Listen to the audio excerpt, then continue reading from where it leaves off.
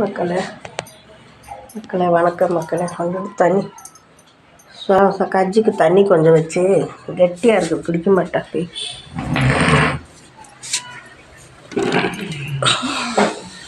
இவன் ஆஸ்பத்திரிக்கு போகலாமான்னு கேட்குறாமாம்மா.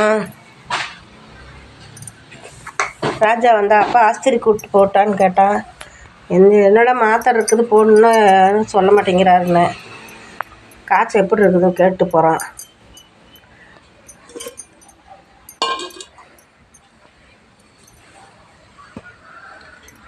ஒருத்தர் கொடுத்த மாத்திரை ஒருத்தர் சாப்பிட்றதோட போய் காமிச்சு மாத்திரை வாங்கிட்டு ஊசி போட்டு வந்துட்டா பரவாயில்ல.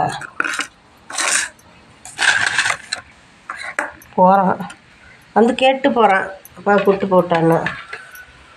வந்தால் தானே கூப்பிட்டு போக முடியும். நானும் ஒரு டம்ளர் கஞ்சியை குடிச்சிட்டு மாத்திரையை போட்டேன். ஒன்றுமே முடியல.